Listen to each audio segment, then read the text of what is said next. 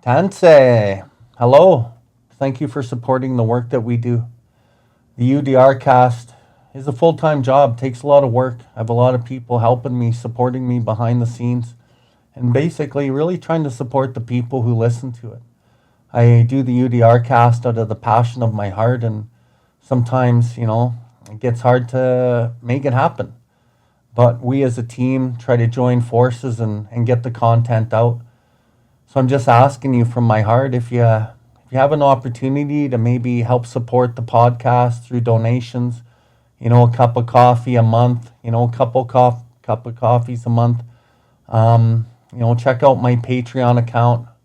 We're accepting subscribers and donations there. Also, if you want to click onto my website, BILLWARDLIFE, there's a button there, it takes you to the Patreon.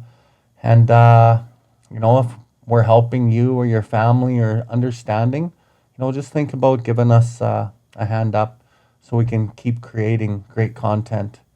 And if you have any suggestions on what you might want us to talk about, leave it in the comments on the website. Thank you. Hi. Welcome to the UDRcast. I'm your host, Bill Ward, coming to you live from the recovery capital of Canada, Calgary, Alberta, from my apartment studio on 12th Ave and 9th Street, Southwest Calgary. I got my good friend Daniel P. over here, Daniel Petros, and he's making a mess over there with his water bottle and trying to get it together because he's going live. I'm getting the corporate branding off. Yeah, let's do that, eh? Mm-hmm. Hey, man, good to have you here. Yeah, it's good to be here. Long time coming. Honored to be here and to have a meaningful conversation with you today. Yeah, we've done a couple in the past, but never on camera. Yep. And that was probably, two years ago, maybe now? At least 2 years ago. I think I was in here and it was impromptu with Jesse P. Mm-hmm. Yep. Yeah. Yep. And so now we're going to rock and roll. Come a long way. Built a lot of our friendship has been built in the last couple of years too, eh? Yes, it has. Yeah. Things have happened between us nice and organically. Mm-hmm. Yeah. So, nothing forced, imposed. Our lives have intersected and interwoven in a meaningful way. And I would say that, the last 2 years for sure, in a far more impactful way. Let's kind of take our listeners back a little bit to how we met and how we kind of developed this friendship. And I'll just qualify the friendship with saying Daniel's probably one of my best friends. I was talking to somebody about 2 weeks ago and they were like, who's in your tight circle? And I was really, really thinking about it. And the tight part of my circle is really, really small. Yep. And Jesse P's definitely in my tight circle. And then the other one that I definitely said was you. Yep. Right? And Thank you. It's kind of gotten to that point, right? Mm-hmm. I can pretty much talk to you about anything. And I know that it's safe. And I know you're going to give me good feedback or listen or whatever it is, right? Yep. Yeah. So thanks for being a good friend. And likewise. It's been a good journey.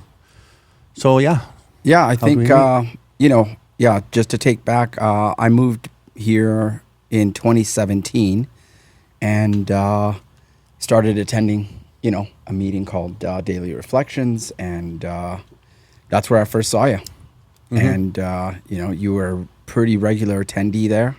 When I first moved here, you were one of the voices in the room that, always had a message that I appreciated. And then, I think work-wise, a little further down the road, you'd been working with somebody that was a friend of mine. And, so we kind of had that link outside of the rooms. And, so as far as that fellowship is concerned, that room is still very important. And I've continued to make it it's my home group as far as AA is concerned, right? Mm-hmm. And, your presence isn't there like it used to be. I know your path has gone to other places, so that's where we first met, was just seeing each other, a lot of meetings, and then just having the interactions that we have in that big circle that we have in recovery, right? Mm-hmm. That you were just talking about the tight ring in the middle, right? Of who you have as in a circle. And then obviously outside of that circle, It's a little bit bigger. There's a few more people in there. And then the way I like to think, and it's presented to me, there's a bigger circle, a big circle that, that we all belong to whenever we're in the rooms, right? Or in recovery. And that circle is open to anybody that's there looking for a solution, just like I was, just like you were when we first came in.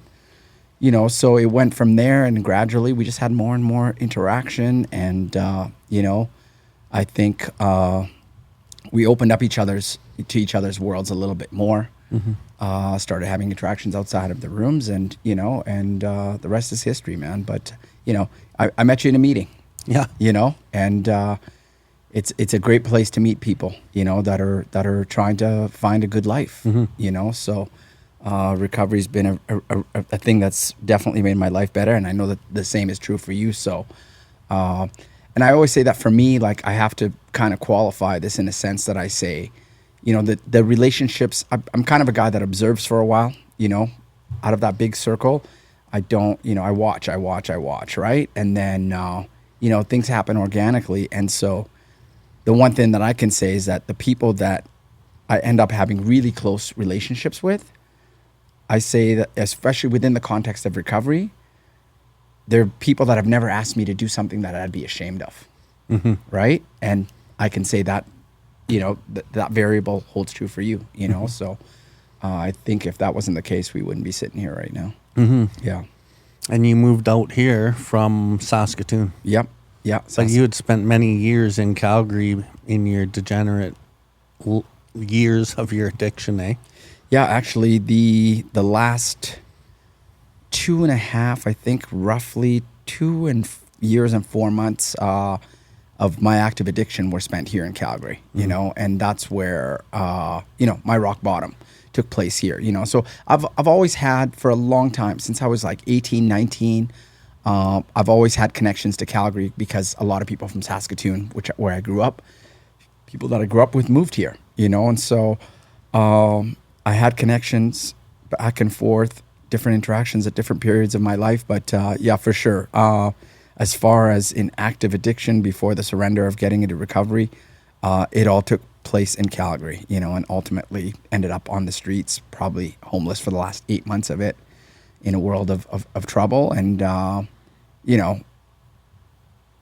filled with fear and shame, mostly shame and guilt, because I wasn't one of those addicts that was living in addiction that had a little bit of ignorance or just a sense of unawareness that they were operating in a way where they weren't really conscious of where their life had gone. I always had the haunting realization that my life had become something that it was never supposed to be.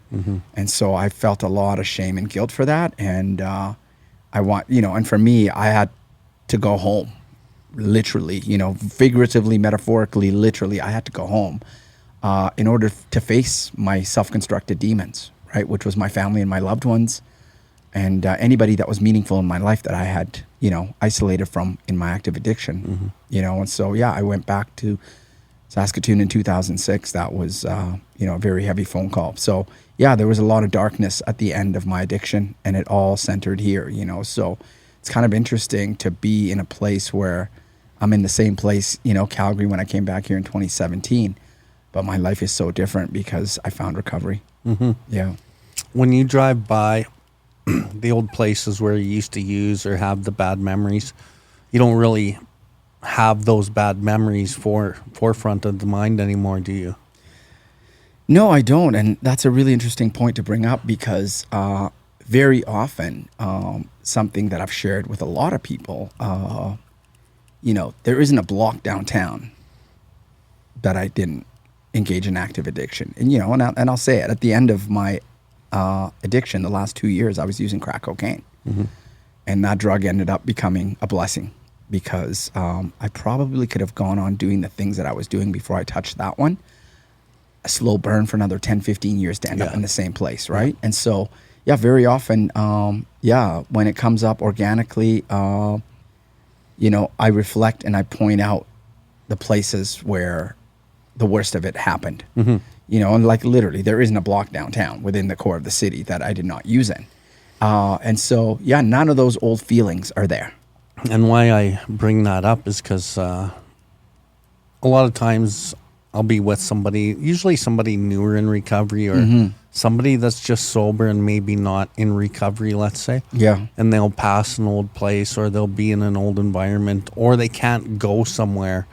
And, you know, that to me, that's a symptom like you haven't healed those parts of yourself, because you got to be able to like go back to wherever it is and build new memories and not have the old ghosts of yesterday, the old memories like haunt you. Right. And for me too, I drive around the city and I remember a lot of places where I used and some of the debauchery happened, but those memories are far gone now. And I can just bring them up as a conversation, you know, instead of like reliving that experience and getting the feeling, that negative feeling. Right. And so, you know. Yeah, that's a really good point. Yeah, because I mean, very often, I can't. You hear it, and you're right. And a lot of times it's with people in early recovery. I can't go down that road. I can't go to that place. I can't go by it because it's associated, and they call it a trigger. You know, which I find kind of an interesting word. For me, being awake was the trigger. Right? It didn't matter. I didn't need it. I didn't need anything to trigger me to use. Right? You know, but it's like, you know, the book talks about, you know, once that obsession is lifted, we'll recoil from it like a hot flame. You know, I work every day. One of my kitchens is in a nightclub. I'm literally sitting. You're in the alley called the Gauntlet. Yes, and the Gauntlet is like nicknamed as from the homeless guys, the drug users who inhabit that alley all the way down. Exactly. You know, and there is not an inkling iota of like, ooh, I can't be here. You know, like it's just not a problem. You know, and I'm grateful that that's the case for me. Mm-hmm. You know, but it's really cool to be in the same city that I inhabited, in the same, you know, fairly local, in the central part of it is where I, you know, a lot of the meetings that I go to are in the middle of the city. Mm-hmm. You know, a lot of the places I do business, people that I interact with, coffee shops, all of it is all in the same place. So it's just, it's a really interesting dichotomy because the problem has been removed. You know, and like that is an old life and it had to get killed, and it did get killed. That old life is dead, you know, and I live a completely new life occupying the same geographical space. You know, it's kind of mind blowing. Mm-hmm. Yeah. And you just took a number of months ago, 19 years, right? Yeah. My clean date is March 3rd of 2006. And so this March I celebrated, you know, 19 years of freedom from active addiction. Amazing, man. Yeah. Amazing. And again, congratulations. Thank you. So 19 years ago is when you started your journey. You started your debauchery in Saskatoon, moved here, kind of burnt it right down, went back home. But before you even were in Canada, you were born in where? Eritrea. Yeah. My family immigrated to Saskatoon, Saskatchewan in 1980. How old were you? I was 9 years old, and we came from Nairobi, Kenya. Mm-hmm. I'd spent 5.5, almost 6 years of my childhood there. Started grade school there. The formative years of my childhood that I remember were all in Nairobi. We left Eritrea. My mom and dad left Eritrea, you know, with 3 boys, young boys. The youngest was born on the border of Ethiopia and Kenya. Because there was a long-standing war of independence against Ethiopia that lasted a 30-year war, one of the longest wars, you know, in the world in the last few decades, the last few centuries. So we left, you know, and my parents left in order to provide a safe and a better life for their children, you know. And so, we What was it like? Do you remember? No, Eritrea, I don't remember. I have no childhood memories. I was maybe 3 years old when we left. You know, I don't remember. I do remember being in Addis Ababa for about a year and a bit. My uncle was raising us, was helping my mom out because my dad had to flee Eritrea and make his way to Kenya. And sort of he was setting the groundwork for us to get refugee status there. You know, politically it was dangerous for him to be there. So I remember him sneaking into Addis Ababa a couple of times to visit us, you know, but he was in Kenya, started working there and, you know, paving the way for us through the immigration process to move there. And, you know, I think we got to Kenya when I was probably sometime around the age of 4.5, sometime between 4 and 5. Do you remember what status your parents like tried to apply for to come to Canada? Was it like refugee status? No, or? landed immigrant status. Yeah. So we're lucky. We were sponsored by a group of 5 Mennonite families. No way. All happened to be doctors. Really good people, man. You know, really good people. Good Christians, you know, that used their faith to try and help people in different ways. A lot of them did missionary work in different places, you know, and you know, that's their path, right, with spirituality. But if it wasn't for those families and their sponsorship through their church, we wouldn't be here. Was your dad a churchgoer, and that's how he met these Mennonite people? No. My mom is pretty serious Roman Catholic. You know, my parents both have their own belief systems, you know. But no, we had been introduced to that group of people through I think there was 2 Eritreans in Saskatoon before us. So it was through that connection.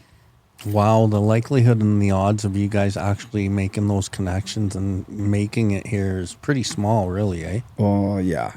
And I think when you think about the totality of your life, when you think about sort of that there's no coincidences, right? You know, I could tell you a lot of other stories as far as immigration's concerned. One of my dad's best friends, like us bumping into him in Sudan, because my grandparents were living there. You know, we landed there to visit my grandparents before we came to Canada on our way here. And we happened to see one of my dad's childhood friends. You know, he was living as a refugee in Sudan. And had he not bumped into us at the bus stop in Khartoum, his family wouldn't be in Saskatoon years later. You know, so there's always been a force at work, you know. So it's kind of interesting. Yeah, so. It's kind of like the Bill W. story with Roland Hazard and Ebby and Seabrook Graves. And one of those pieces of the puzzle was kind of an hour late. Things wouldn't have happened how they did. Right? Yeah. And, you know, I just had the opportunity to be down at a wellness resort down in Tucson, participating in a wellness weekend there, recovery-based. And there was a gentleman that I met last year at the Wilson House, historian from Manchester in Vermont, and he presented a really powerful presentation on the history of Alcoholics Anonymous, and there's so many little intersections, people, you know, seeking help from Jung instead of Freud, for example, and this whole ship wouldn't be here, you know. So when you can't wrap your head around it, it's too big. You know, so it's inspired by creative. Yeah, divinely inspired stuff, for sure. Way. Yeah, no other way. Yeah, I believe that. So right on. So how different your life would have been had you not made your way to Canada, hey? Yeah, I mean, you know, for sure it would have been, you know, and I think that's one of, like, for sure, I think, you know, you can look at had we ended up in the States, for example, different social dynamics, different racial dynamics, you know, different cultures, different, you know, varying economic systems, you know, different, you know, to a degree, a political system that's a bit more conservative down there. You know, I've got relatives that live in the States that immigrated to the States, and whose mom and dad and families were cut from the same cloth as my parents, you know, and I have to give credit to my parents. You know, they came here with nothing, and they worked their buns off and built a really good life for us. You know, they gave us everything that we needed. But then you look at where the lives of other relatives or other people that we know that have the same DNA, that come from the same place, but contextually being in different places, how different their lives are, the dynamics that they have to deal with, you know? So, yeah, and I think coming to a place like Saskatoon, obviously, you know, leaving the place that you were born, where your ancestry is, as a kid, you don't understand.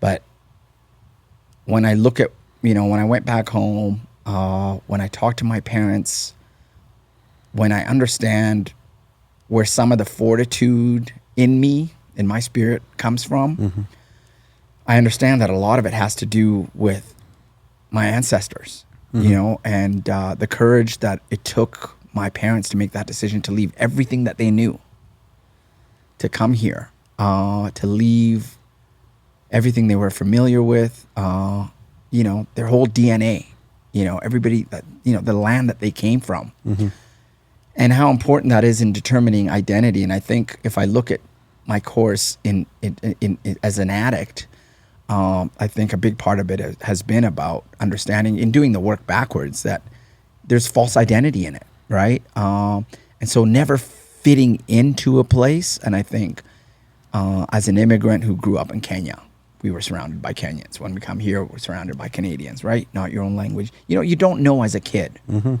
you can adapt pretty easily. But the fact is, I think, spiritually, your spirit, your soul does the math. You know, so when I in doing the work that we've done in recovery, and kind of peeling back all the layers, seeing who you're not. That's it. Right?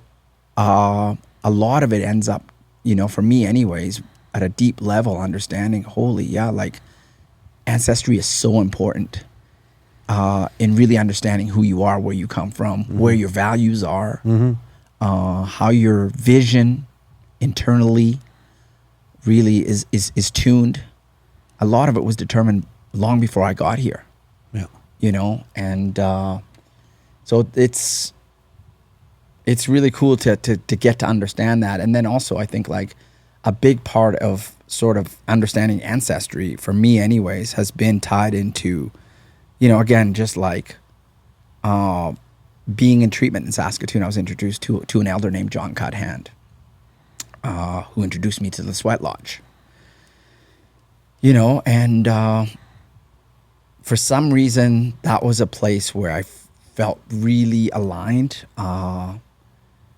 It was very healing for me. I kind of understood the language, the spiritual language behind it. The messaging felt aligned with me. And then in my relationships over the years, you know, because of being in recovery, I've had also an opportunity to see how the separation from identity, from ancestry, has had a negative impact, a more negative impact on certain people in this country than others. Right? So, you know, with my Aboriginal, Indigenous brothers and sisters who, you know, if it wasn't for recovery, I wouldn't have real relationships with those people. Because it was, you know, I didn't grow up. I grew up with a lot of white kids. I had lots of white friends. I never had any Aboriginal friends. But in recovery, through being allowed to participate, to be healed, to be taught a lot of those Indigenous teachings, and then to see how reconnecting to culture, identity, language is such a massive piece of the puzzle for recovery for Indigenous people in this country. You know, and in the rooms that we see, also makes some of my own story make sense. Okay, I got a few points here I'd like to talk about. So, you're full blood black. Yeah, so my mom and dad both come from, there's 9 ethnic groups in Eritrea. Bilen is my mom and dad's tribe.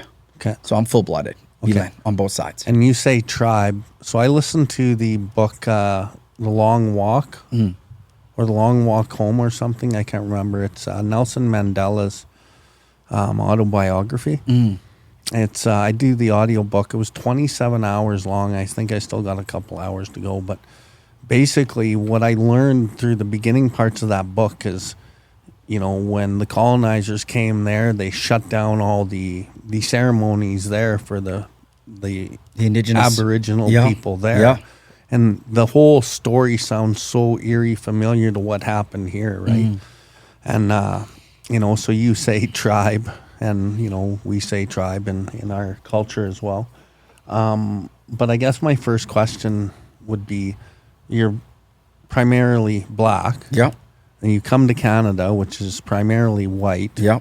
You go to Saskatoon, that is fairly, at least from my knowledge, is well known for its racism. And I know from growing up in Calgary, being Native, and you're around the same age as me, so we probably had similar experiences, but maybe we didn't.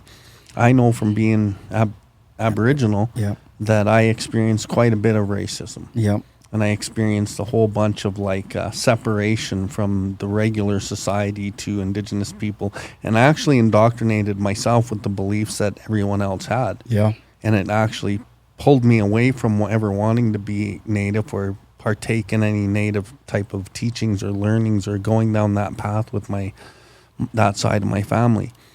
And I just primarily lived a white life. Yep. But I also grew up fighting, scrapping, and always defending myself and these kinds of things, right? Which, I was pretty angry growing up, but I was a tough fucker because I had to be. Yep. Right? Yep. And then that became part of my identity, and you know how all that goes. Did you experience any racism when you were growing up in Saskatoon or in your life, or did you notice it? Well, you know what? I think I didn't. I for sure have experienced racism. Oh, yeah. I remember one of the most overt cases of I was looking for a place to rent here in Calgary. Talked to the woman. Obviously, she can't tell that my accent. She can't see my skin color through my accent. And I get up to her door, and she sees my face and doesn't want to open the door. And we pretty much almost had an agreement on the phone. So I've seen it. I've had a guy, I'm walking down the street with my white girlfriend. Her name was Danielle at the time. And he's scolding her. What are you doing with him? He's getting into her. So I step in and he's like, I'm not talking to you. Go back to Africa. That kind of stuff happened a little bit later. I think as a child, like I said, you're not really aware as a child. So I think growing up in Saskatoon, and to be fair, I think I was really lucky to grow up or to be surrounded by kids who came from really good, just fairly progressive, well-educated people that had experiences outside of Saskatoon. So I didn't really see it when I was young. But for sure, I can, in looking back again, in recovery, I explored, went back. I could point it out a little bit more, but the need to fit in was there. I think for me, my differences, I felt my differences economically, right? Because we didn't have anything, we had everything that we wanted, but man, when you're surrounded with kids that have tons of money growing up, it shows you that you're different, and obviously, we came to the climate was different. The snow was different. Everything, we came into a white world. But I did see the racism. Fairly politically conscious because of the way my family has, our history.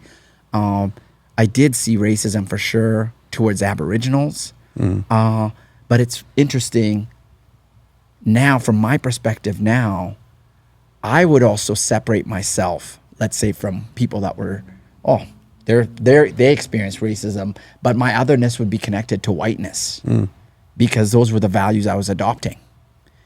So it's interesting. There's a shift, so I don't think for me it was ever a big obstacle because,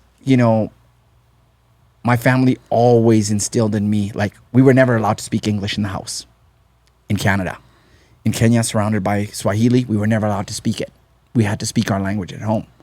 So my parents, thankfully, had this foresight that dude, you're going to maintain your language so you don't lose who you are. Right? So there's out imposition. It took a lot of energy. It took a lot of discipline on their part. And I remember resisting it. This is because you feel your differences, right? It's kind of it's embarrassing if I have to talk to my brothers in my language. But thank the Lord. Thank God that I still speak my language. And that was I think, like I said, to a lot of those things, and then obviously Did they try to take your language back when the colonizers hit Africa? So Eritrea was colonized by the Italians. Okay. Right? Did they try to cut out all that stuff too? No. Yeah, no, they weren't there as long as other places where colonizers have been. The Italians were kicked out after World War II, and so I think there just wasn't enough time to do that stuff. And maybe their motivations weren't quite the same as other colonizers. Yeah. You know, so, but the fact remains that I always had my language with my mom and dad. And I know that was one of the first things that was taken away from a lot of Indigenous people all over the world. And that's why I asked, because I was wondering, well, maybe they tried to strip it from your guys' people as well, but your parents were like, no, we're going to keep this. And now that we've been through that experience, we're going to amp up our game, and we're really going to keep this alive within our own family. But that's not fully the case. I don't know if that was the case back home. You know, both my parents speak multiple languages, you know. My dad speaks Italian fluently, you know. So I think I understand the connection to self, true identity, from a cultural standpoint, from language, from being connected to your community, and how if that's severed, it can create a lot of problems. And we see it manifest in active addiction in our society. And in my life, it's a huge piece of it. For sure, you know. And so, but I think it also, that knowledge and sort of that understanding allows me, I think, and many others that I walk on this road with, to have compassion at a deeper level. You know, because, you know, I think it's really important to understand, for me anyways, all the historical contexts that bear on anybody's life, you know, like, so if we bring it down now to, you know, within the context of recovery, or even outside of it, but we'll speak within the context of recovery because that's what we're talking about. I never really know somebody's story. I don't know what they've been through. I don't know what their families have been through. I don't know how they were raised. There's so many factors that determine where a person is, what their capacity is for reconstruction, for healing, for willingness. You know, I just don't know. So I always have to, like, just be open. Be open to get to know the story, and that to know that it goes much deeper than what I can see. Yeah.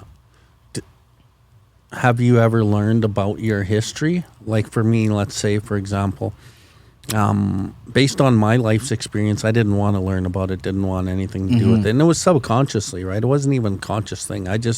I moved away from my Indigenous culture. And mind you, my whole family on that side was disbanded, and my dad had abandoned whoever he did know within his family for his own sobriety. So I didn't really have the chance in that sense. But part of me was like, I didn't even want to go there subconsciously. So I kind of overcompensated in the world of the material in our... I can relate to that. Yeah? Yep, continue. Yeah, oh yeah. And I just went full bore into like the Western way of living. But then when I kind of burnt it down and realized, you know, in my recovery, and part of that realization didn't happen until I was 6 years sober. But I was 6 years into this, and I had already had 5 years of, you know, reconnecting with my culture by that point, maybe 6. You know, I didn't connect right away when I came in. It was about a year in. But, you know, it was just... But now that I have reconnected, and the things that I see in my life and all through the journey of the last 10 years, like, dude, it's in me. It's such a part of me that I tried to run and hide from, that you can't run and hide from who you are. And those ancestral teachings and the blood memory of like my ancestors and the things that we believe and the values that we live by, and that was all part of me, but I couldn't avoid it, right? But I always tried to avoid it. And for your healing in a holistic and in a really full sense, you're blessed that you found that stuff, because it's impossible for you to heal unless you connect to that. So, you know, and now full bore towards that stuff, towards your true identity. Yeah, I almost lived most of my life white. And now I live the other half of my life Indigenous. Right? And it's funny, my buddy Jesse, he's like, bro, you lived half your fucking life white, and now you're full-blood Indigenous, and now you're only Indigenous? Get fucked. Like, he just razzes my ass. Right? That's a Jesse sentence if I've ever heard one. You know. Yeah. But have you reconnected with your roots, or do you know a lot of your roots? And then I do want to talk to you about your language a bit, but... Yeah, you know, and you know, I can relate to some of that, you know, I think, adopting value systems that aren't yours, right? So I think for me, I kind of try and think in a more human context for language. But like I said, I've always been blessed to have a very strong family. You know, there's a lot of us in Saskatoon, the Eritrean community, especially when we came to Canada. My mom and dad were right at the core, in the middle of it. You know, they had a very important position in the community. They're well respected. My parents have sponsored a lot of Eritrean families in the time that we've been here. You know, my dad received a Governor General's Medal for, you know, outstanding service as a Canadian to the contributions, you know, and a lot of that had to do with being a glue in the community and also other work that my family has done, you know. So we grew up, our weddings, birthdays, you know, all of it, there was always a strong sense of community. Even though we lived in that island of Saskatoon, within that island, nobody outside of the Eritrean community told us we couldn't speak our language, told us we couldn't have our own school. We had Tigrinya school in Saskatoon that we went to every Saturday. We got to practice our culture. We got to have our ceremonies. We got to, you know, have funerals the way we want them. Yeah. Right? When I juxtaposition that and I measure it up against the Indigenous experience in this country, it's completely different. Right? You can't speak your language. You will go to our schools. We're going to beat the Indian out of you. You're a savage. Complete indoctrination backed up by law and force. You know, so like I said, history coming to Saskatoon in 1980, when I look at how my childhood was, of course I was torn between two societies. But you kind of like, that's the reality of the truth of growing up in any society, is like, you know, especially here, the differences were so dynamic. But I was blessed, me, my brothers, you know, a lot of our community, nobody forced us not to speak our language. Nobody forced us not to have our traditional weddings. So that sense of who I was always there because my family was in the middle of that community, a big glue of it. Were you ever embarrassed about your culture or your ceremonies and the language and these types of things? Did you have a desire as a youngster, maybe a teenager, preteen, to like not speak it and not do those things and try and get kind of indoctrinated with the Western ways and go that way too much? I think I would be remiss to say that I would never had it. I know it influenced me in a way where I felt my difference. But I'll tell you this, all my friends that I grew up with loved eating food at my mom and dad's house. Like, they loved it. It was literally, for them, eating injera was their favorite thing. Coming to our weddings was always a mind-blowing experience for them. So, and like I said, I think, like... So it was different in a good way. Yeah, it was different in a good way. You know, like I said, I think my parents, I had Eritrean kids that I grew up with whose parents didn't want them to speak Tigrinya. Because they wanted them to assimilate this way and soak it in. And my parents were the reverse. Yeah. So I think, like, I'm really blessed that I grew up with, like, man, a big community of people who just, like, showed me that it's okay to be me.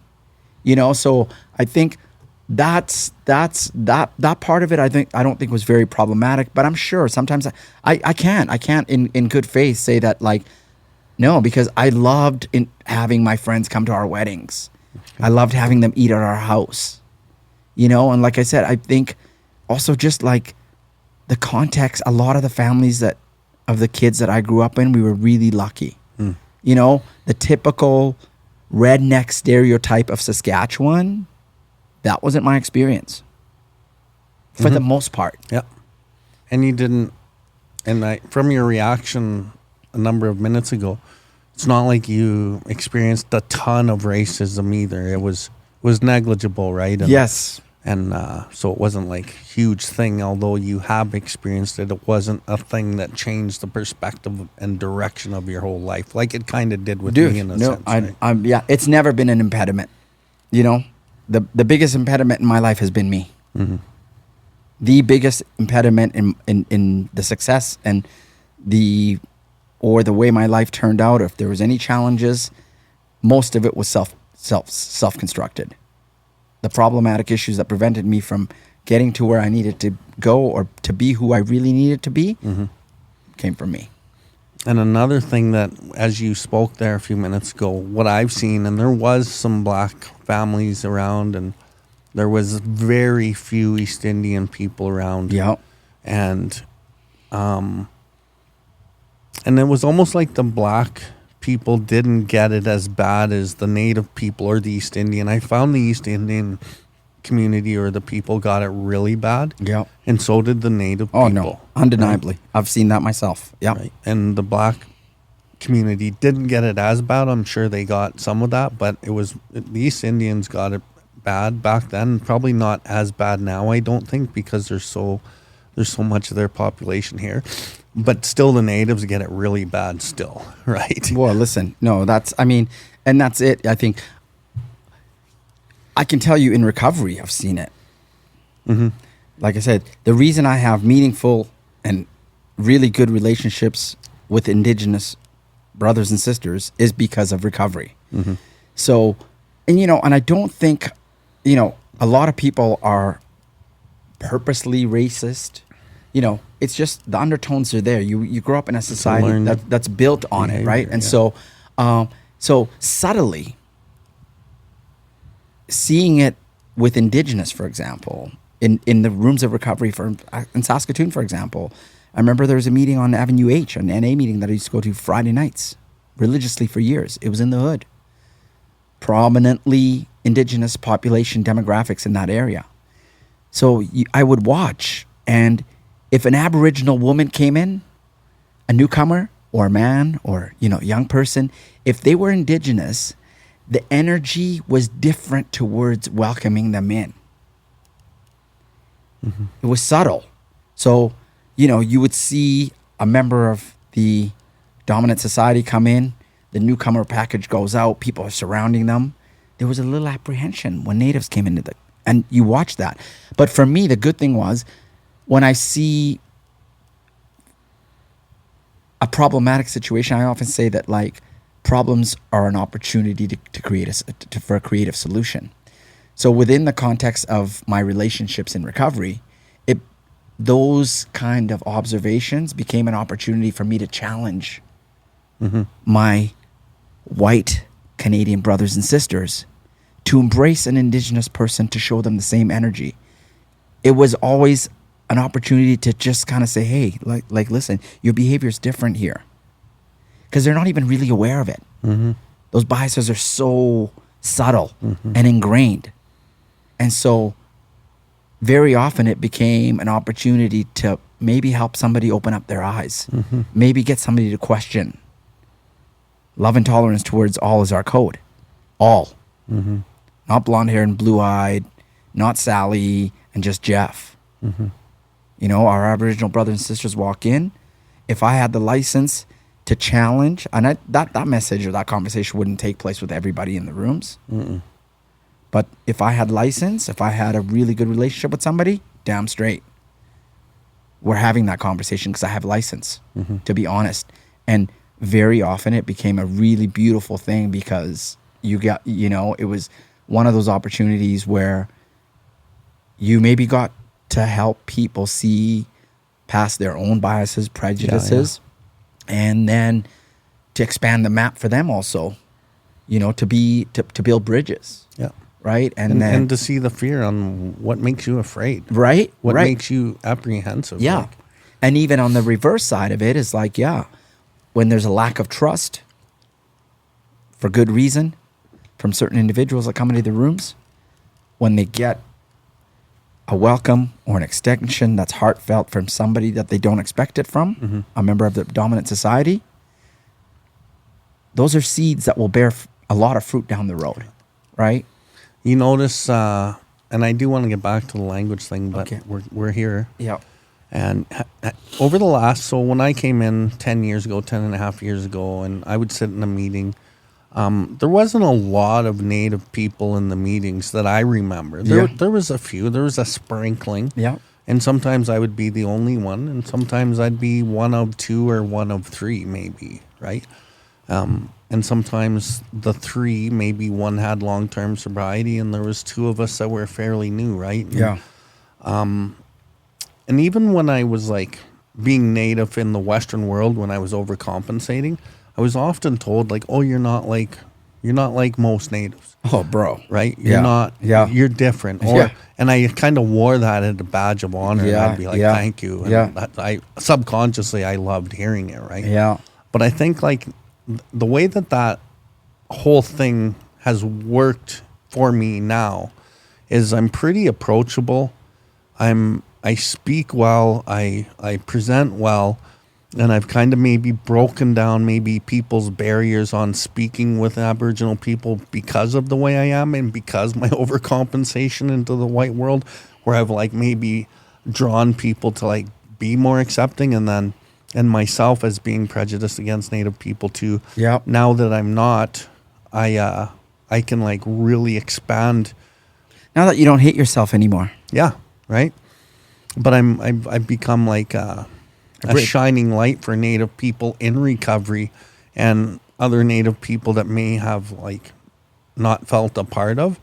Like I hope that I help them feel like, oh, if this guy can do it, being Native, you definitely do. You definitely do. And I think that, for me, it's all about building bridges. And I think, I can speak, you're not going to toot your own horn, so I'll do it for you. But yeah, like I watched, and the recovery community in Calgary is very, very strong.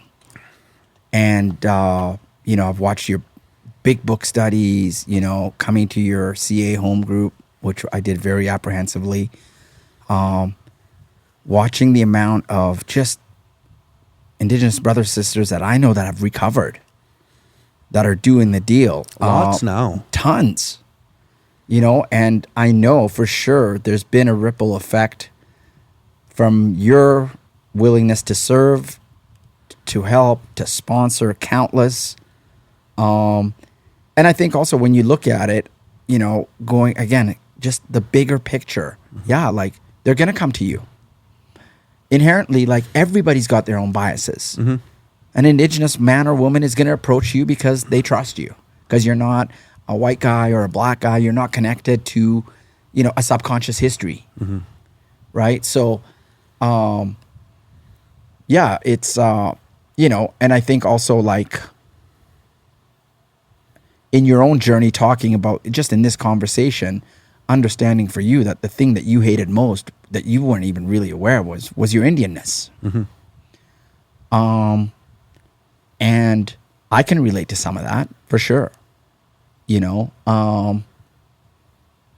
Because of the way I live my life, there's things that I do where a lot of black people will say, what kind of guy, black guy, loves playing in the Rocky Mountains in the snow in the middle of winter? And it's such a, it's like, like I understand why those judgments are there. But for you, I think adopting, well, not really adopting, but really awakening to who you really are and then committing to reconnect to all of it, it has to be a very intentional plan of action. Because if you don't commit to it fully, like I said, the capacity to really heal and connect to your true self becomes compromised. Mm-hmm. And I think when Indigenous people walk into the rooms, yeah, of course, they see it. And more importantly, they feel it. Mm-hmm. They can identify. Initially, it's external, but then it becomes more impactful at a deeper sense, So, and what I love about the meetings now or recovery now is I'll walk into a meeting and half the meeting's Indigenous now. Amen. Right? And a lot of them are in their first year, 2 or 3. But that just is such a sign of like our people, and we're all the same people. Yeah. And so I don't want to like, just, put the line separator in there. But Indigenous people are really taking steps to get better. and to quit the cycles. And it's a beautiful thing to see. Eh? It's yeah, amazing. I love watching it. I love watching it. And you know, I have a sense of what the ripple effect is. But you know, I mean, when anybody recovers, it's a beautiful thing. Yeah, 100%. You know, when anybody recovers, and the ripple effect is massive. And then, but you know, some populations are more adversely affected by addiction because of the circumstances of their lives and where they come from. And so I think the healing, especially within recovery, I know, like I met, there's a woman named Jackie Morris in Saskatchewan who's a PhD in psychology, Aboriginal woman who, you know, I just saw her at the World Convention. And she advises the federal government on social policy work, dealing with Indigenous, and you know, and she's written a lot of books. But she wrote a book called "The Nation's Shame: The Lost Children," and her story is woven in there. But the biggest takeaway was that, like, we cannot have a road of recovery for my people that does not connect us to who we are, that does not touch with our culture, with our language, with our ceremony, and there's a lot of good being done by a lot of different people in society to address those issues, you know. And I think recovery in general is more acceptable. The stigmas are a lot less, you know, they exist at a far lesser level than they used to. But you know, that connection to who you really are, and when you measure it up against a systematic destruction of who a person was, culturally, linguistically, and ceremoniously, you know, disconnected from their land. Yeah, of course, there's going to be a more disproportionate, you know, ratio there. But no, there's a lot of Aboriginals in recovery in this city. I see it, and the work that you're doing, you know, all over Western Canada, it's part of the bigger picture. And it's good to see and you know, be very close to it. Okay, thank you. I want to switch to a little bit of a different gear, and then I want to really switch gears. Okay. But this little different gear is language. Yeah. So I watched a lot of videos and listened to a lot of audios on the doctrine of discovery. Most people don't know what the doctrine of discovery is. It's a pretty wild. It's the whole basis of the colonialism, right? Yeah. It's the whole basis of land law and why Indians got the small pieces of land and reserves, and like also across the world, right? Yeah. And Yeah. it has to go back to the Catholic Church, and like there's a lot to it. But Yeah. one of the things that I learned was that the English language was actually developed on purpose to take away the spiritual connection. And when I look at like native language and the way that they would say something like the West, let's say the West, and I don't know the languages that well, but just for our example. But you're learning them. Yeah, I am learning them, right? It's like, you know, the West. Well, in native language, they would have said it in their language, and it would have meant where the grandfather's son goes to sleep, or where the grandfather's son goes down, or something like that, right? Yeah, yeah. But then we just say West, right? Yeah, yeah. Or in the morning, where grandfather's son, you know, shows his face and like welcomes you, you know, with love or whatever, right? And so in your language, what's the meaning? And that was kind of across the board. Most old languages had like a deep connection to the land, to the spirit, to love, to nature in some way. And I'm going to say to love, right? What's your language like in that way? I think conceptually, some of those ideas that you're bringing up, there's definitely relationships. For example, you know, Mubrak is east, and it literally means, it doesn't mean, like, if you break it down, it means where the sun rises. Right. Mi'raf, where the sun sets. What's the word sun? It's a high. What does that mean? It's a high means light of life. Right. See? The light of life, where the light of life goes down and where it comes up. See, like that has like love and heart and feeling to it. And when you just speak it, there's connection. Now you take that to English language. Oh, the sun comes up over in the east. There's nothing there, right? Same with our names. And like it was designed to take away the spiritual connection from people to the world we live in. And then it took over. And it was part of the doctrine of discovery. It was planned to take away spiritual connection, because when you're spiritual, nothing is unstoppable. But when you live in the realm of the material world, non-spiritual world is worldly world, you can be controlled. No. I think, I mean, when I look at the spiritual malady that we talk about in a bigger sense, right? Looking at, like there is definitively a correlation that I've come to understand for sure, that that is creating a bigger imprint in my spiritual development, let's call it that, is that I'm not separate from nature, right? And I know that that is part of the bigger problem. So there's always a battle between the world of the material and the world of the spirit. And, and I think when you talk about language, I think about real literacy, for example. 100 years ago, 200 years ago, most people in most places of this planet had a true knowledge of what that plant was, what that was for medicinal purposes, what you use that plant for, a true knowledge.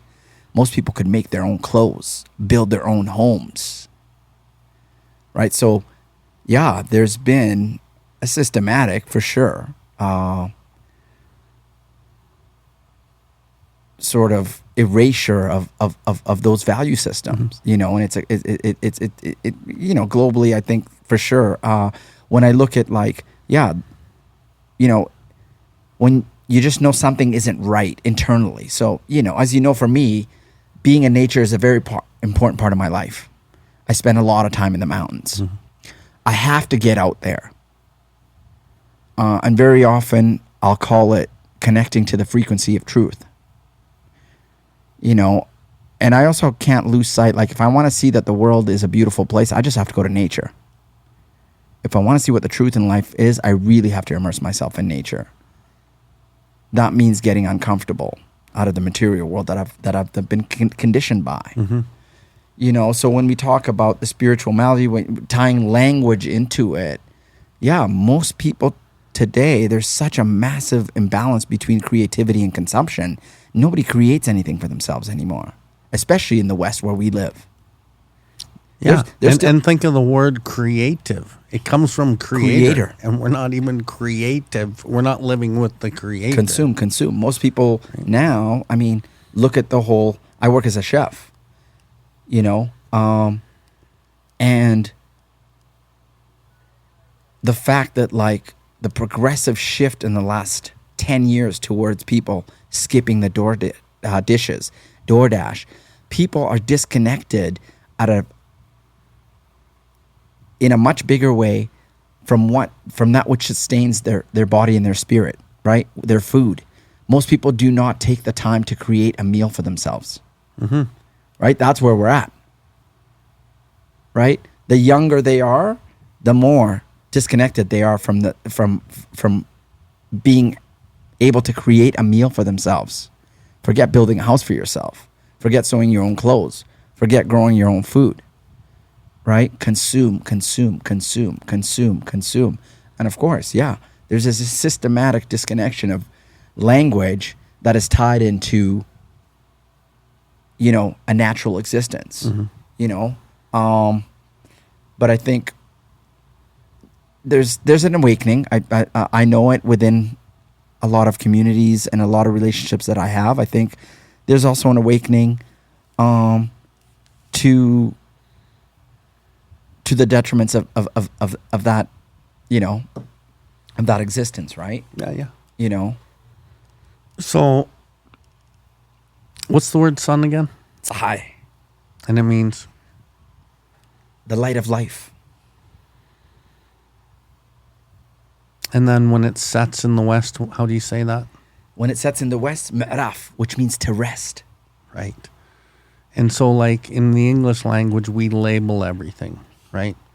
Oh, there's a magpie. Oh, there's a crow. Yeah. And when you label something like that, it's almost like, okay, I'm going to butcher this, but it's like the magpie. In our culture, it was something like, the one who jokes, the one who tricks. Yeah. Right? And so it wasn't just like a label. It was like it had a connection and it had a meaning to what it is, right? It wasn't just an eagle. It was Kahu and whatever that all meant. Yeah, right? yeah. There was always a meaning and a connection somehow with all of these things, and the English language just simplified it and just stopped it, right? And just made everything very simple. Like my traditional spirit name is Kagisago Asini, which means the sacred sparkling rock. Which, but my given name's Bill. Bill. But like, let's just say, like, back in the days, like, that would have had some meaning. Kagisago Asini. Yeah, and a bill is something that explains how much money you owe. Right. Right. It's hilarious. Yeah. Yeah, and I think, it's spiritually, for example, talking about the rocks in Cree, they call them the grandfathers. Yes. Why do they call them the grandfathers? Because they're aligned with a belief system that says these are the holders of the older spirits on Turtle Island. On Earth, yes. On Earth. They've seen and been there for right? everything. Yeah. So there's... The good thing is, there's... None of that has been extinguished. Right? The fact that I get to go and participate in sweat lodge ceremonies. I did 38 in my first year of recovery. Mm-hmm. The fact that, that's been a big part of my journey. That stuff was supposed to be wiped out in this country. It almost was. I know. Right? And it's coming back hard. But I would say a lot of the teachings are lost, right? Well, but it is coming back, but some things will never come back. Well, I don't know about never. Some of the old stories and some of the but teachings, things change. right? Things change. Change is inevitable, right? But if our new knowledge keepers can connect with the spirit and like be in tune with Creator and do their own work, like it will carry on. Yeah. And it is carrying on. It is. My teacher's a great teacher, right? Yeah. And Yep. maybe one day I'll be a great teacher, and just kind of switching gears here again. I had asked you to come Sundance this year. Yep. Right? And Yep. we couldn't align the Sundance pledges with you coming out, but let's try to do it again next year. Yeah, and to be honest, like I was asked by you and I was also asked by somebody else. And I really wanted to, but I also know it's a 4-year commitment. Mm-hmm. So unlike previously, I didn't want to say yes without really being able to honor that invitation, and then being able to see through, so that was just a piece of, I really do want to, but whether I'm going to be able to honor it. But it can be a 4-year commitment broken out. Yes. Yeah. Right? Okay. It's there. The possibility's there for sure. And I know from everything that I've learned up to this point that it can only expand and teach me a lot and make me feel more connected and more whole. There's a lot. There's a lot that I've learned. Through ceremony, through my Indigenous brothers and sisters here, like before I moved here, for example, in 2017, I attended a New Year's Day sweat, Sturgeon Lake in Saskatchewan. with an elder named Wes Ballantyne, and I met an elder named Sam Badger up there, and I've formed a really close relationship with Sam Badger, and unfortunately, Wes passed away a couple years ago from cancer. But it was almost like Sam, I felt his spirit before I arrived at Sturgeon Lake that day, and we had a crazy connection, like an insane connection, and he spelled out a few things for me through story. He told me the legend of Sweetgrass. He told me that the eagle was my spirit animal, and I hadn't told him I was moving to Alberta. He's like, you need to spend a lot of time in the mountains. A year before I came out here, and it's just, it's affected my own path. I think, and obviously I'm still susceptible, like any of us, but really trying to shift away from just being a consumer, and realizing maybe that a more intentful life can happen in a more meaningful way if it's done on a piece of land. You know what I mean? Yeah, bro.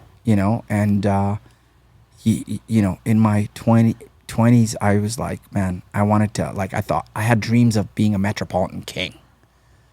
New York and Tokyo and, like London. The bigger the city I get to live in, the better.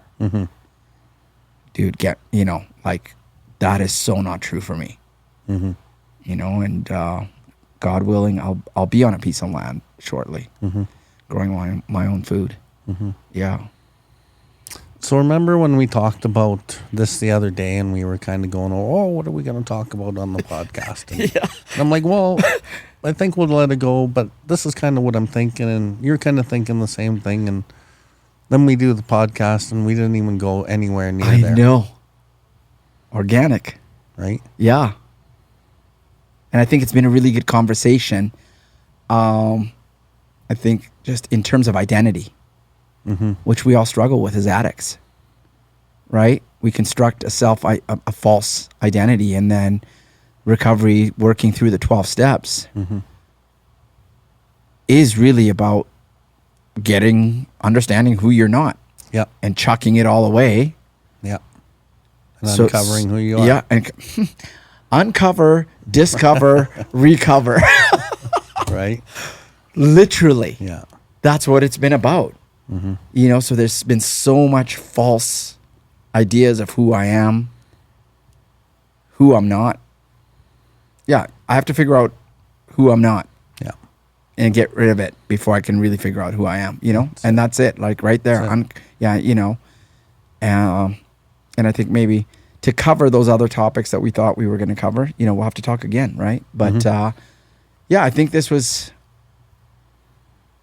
maybe, for sure for me, like looking at identity and really looking at it beyond maybe some of the literature, right?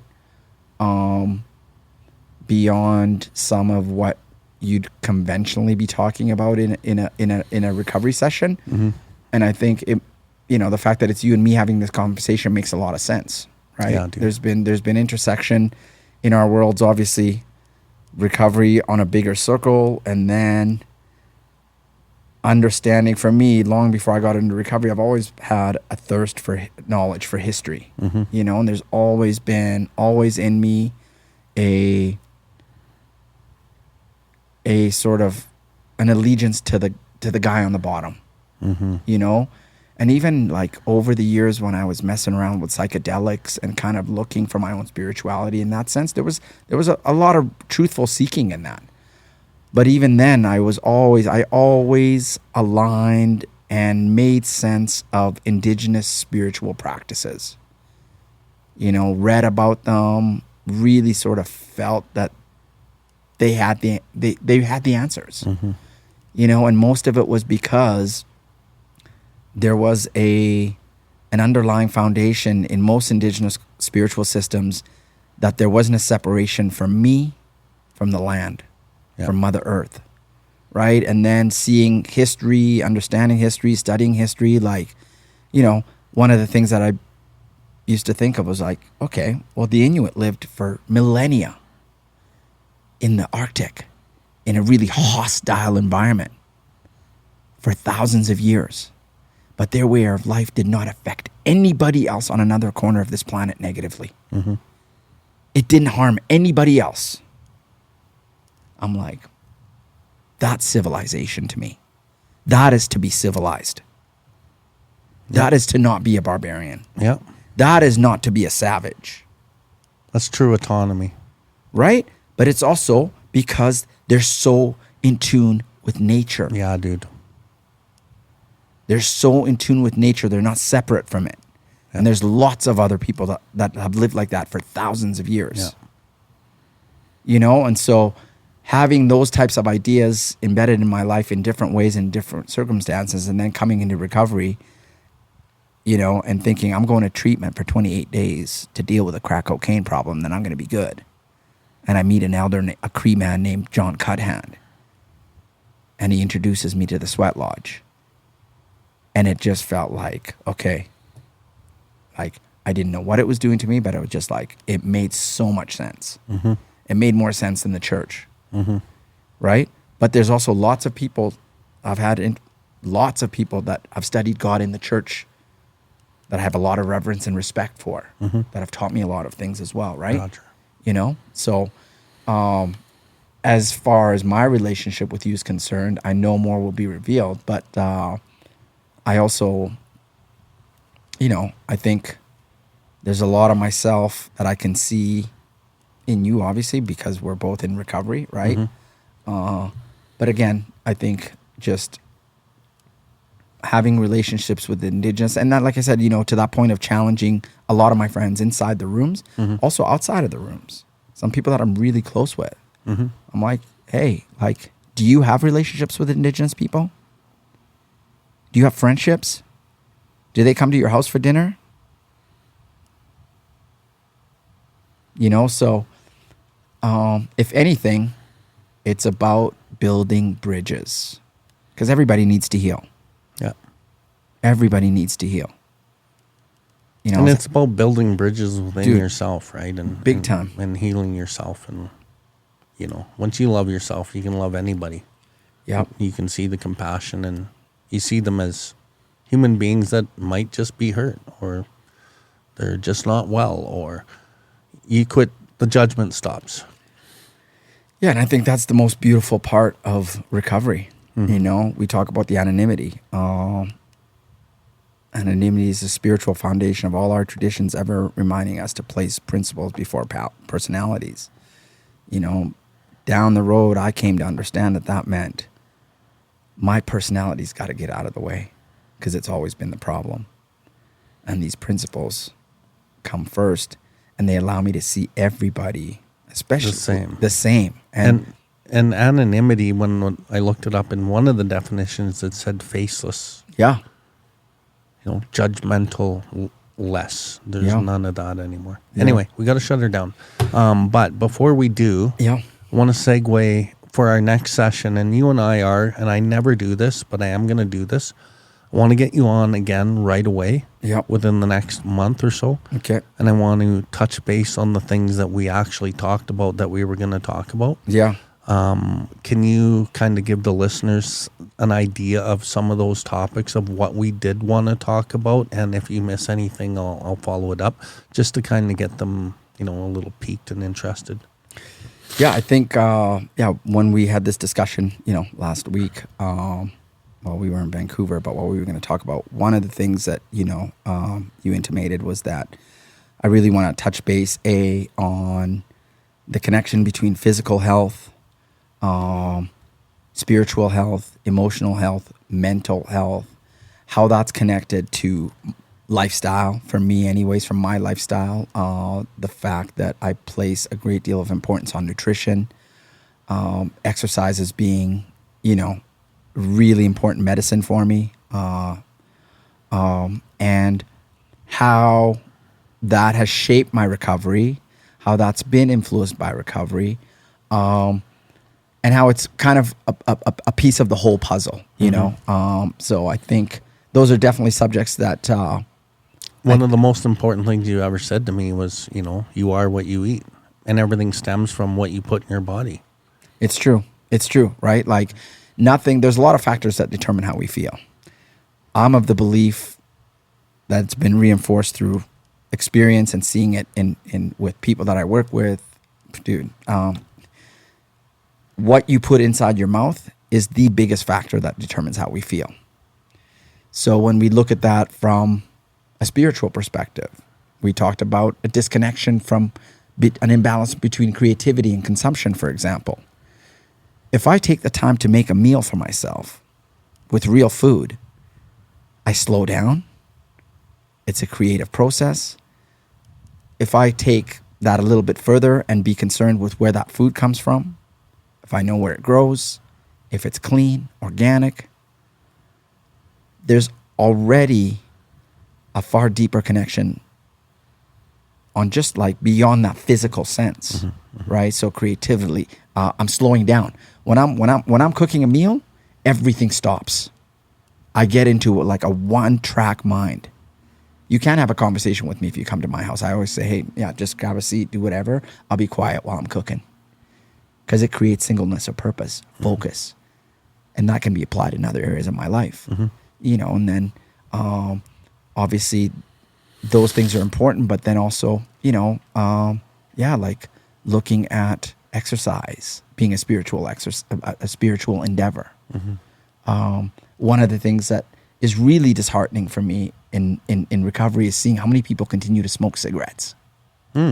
Right? Go figure. You know what I mean? Yeah. So yeah, I think nature, exercise, food, you know, all of it being spiritual. Yeah, let's get into it. And what we'll tolerate in other people and what we won't, how we keep our circle small and how we keep the open-mindedness for the bigger circle and things like that. Okay. Yeah. Okay. Well, Daniel. Yes. Daniel P. Bill W. It's been a slice. It was a great chat. I'm really, really stoked that today happened, and thanks for coming out. No, you're welcome. And, you know, it went somewhere where I was not expecting it to go, but that's, yeah. Yeah, dude. It's a good thing. It's amazing. I love you, bro. Okay, love you too, bro. Okay. Okay. Ciao.